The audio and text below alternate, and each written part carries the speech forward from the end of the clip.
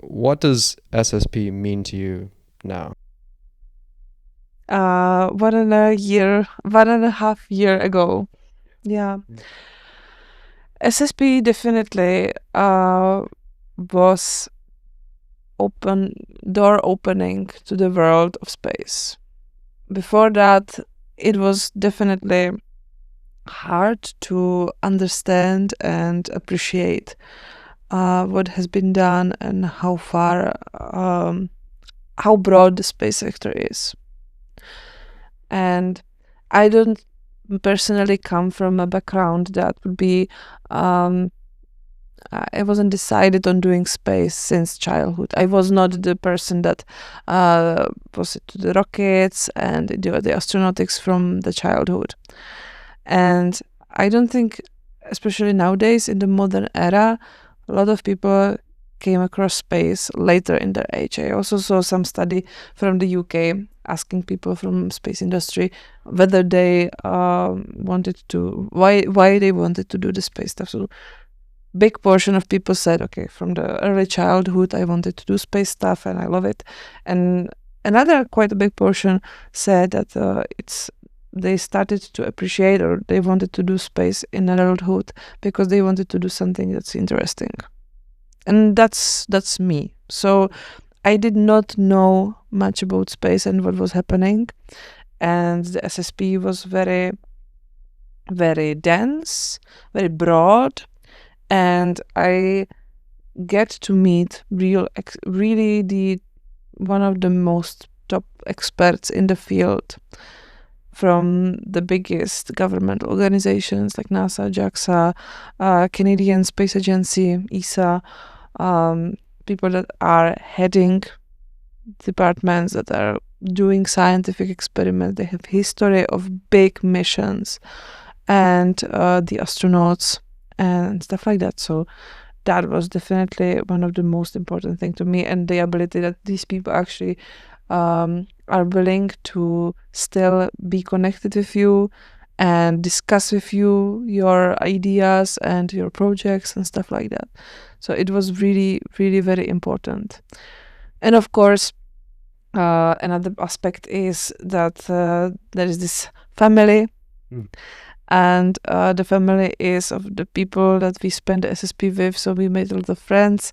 And because I guess that because of social media, we still are in touch quite well. At least we are aware of who is somewhere. If they share, we can see we are keeping touch with that. A lot of people are visiting each other's. So, like us. Yep. Yes. In a cave. Yeah, sharing the perks of life. Getting wet in winter. Who doesn't want to do that? And so that's really precious, and it's nice to have people who are in the field who can talk with you about this stuff that you like, to be inspired.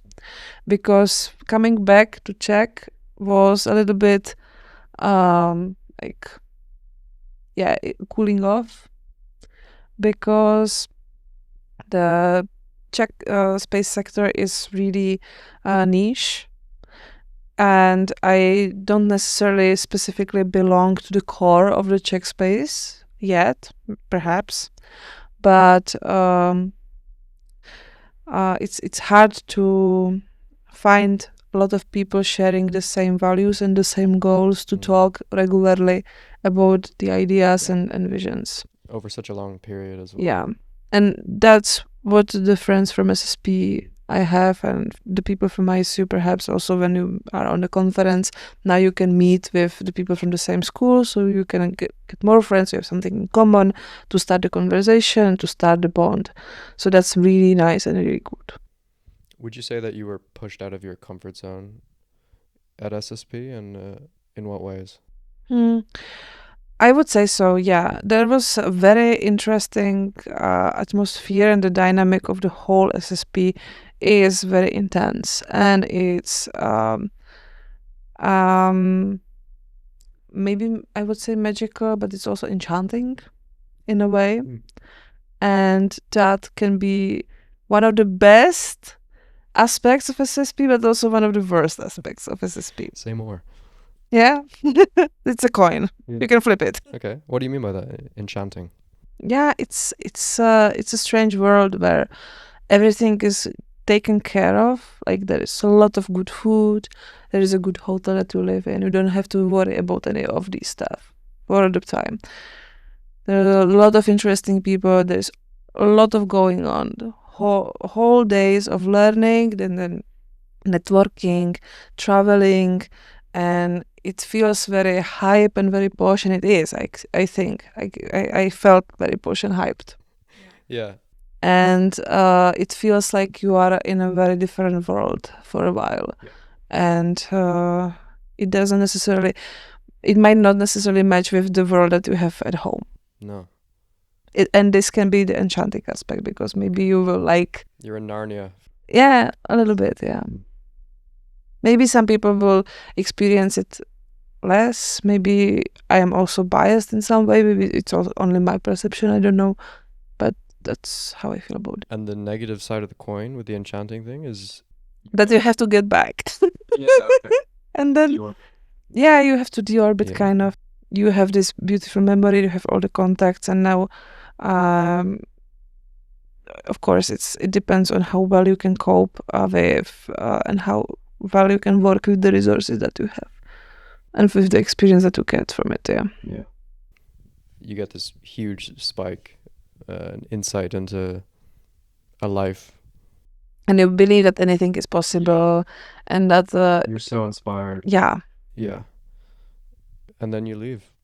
Mm-hmm. Yeah.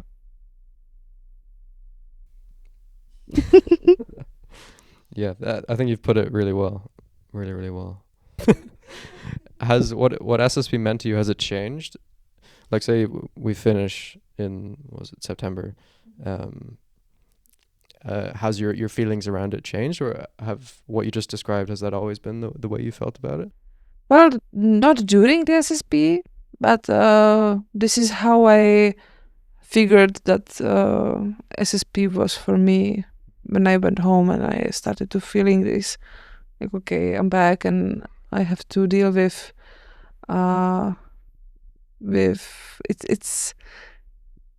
it's like every time that you experience something that's out of this world, out of ordinary, and then you come back and you want to talk about it, or you miss the feelings, or you miss the thing, and you will be like, oh my god, I would have appreciated much more, and I should have done this, I should have used it better.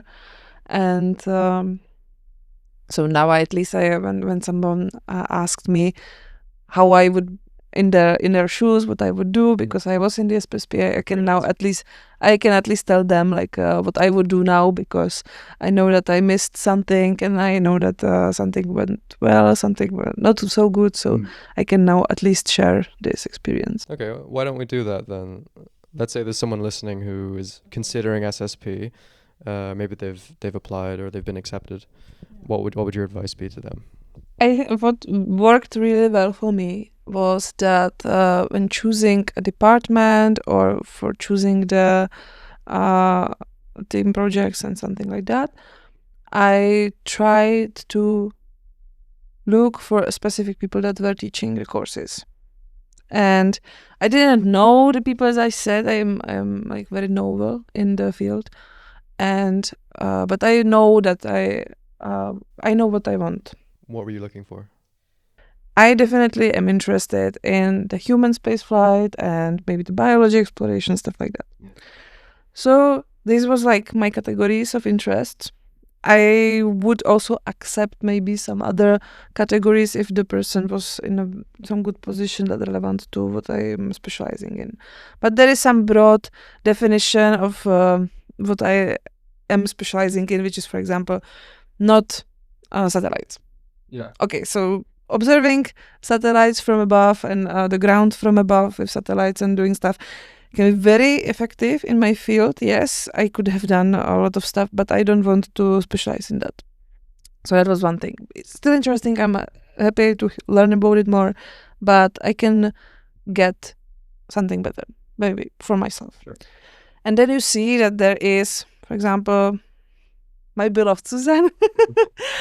And I didn't know her before, but I saw She's the director of human behavior and performance research laboratory at NASA. I was like, yes, this person, she will know what she's talking about. She's in a great place. I want to work with her. Yeah.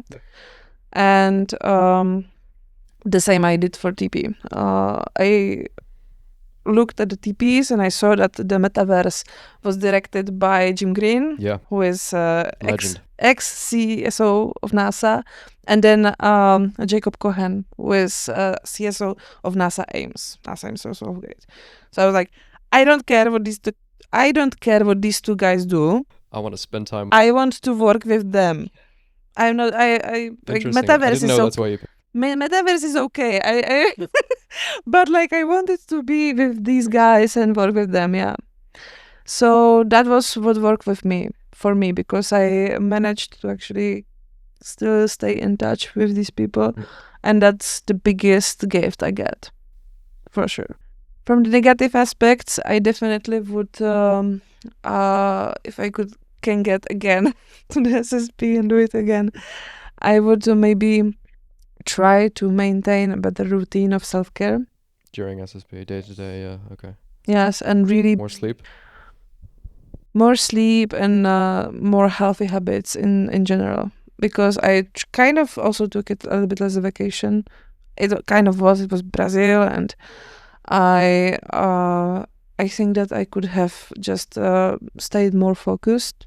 Some people did, and I felt at the end I respected it so much, and at the end I really felt I felt bad about myself. Like I let it so too loose, and I could have get much more from it if I would be more strict about how I treat myself during the SSP, maybe. So a lot of this is personal to you as well, but there are some general pieces of advice we can extract.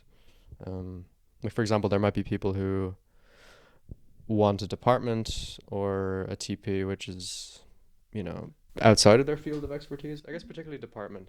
You'd want a TP which sort of aligns with your career direction, ideally. But there are people who, in fact, there's a preference during the department selection for people who, engineers don't get picked for the engineering department, things like this. So, there's an element which is out of your control when it comes to what department. But I was not an engineer in space. Perfect. Looking for engineering in space, and I was not working with astronauts. Yeah.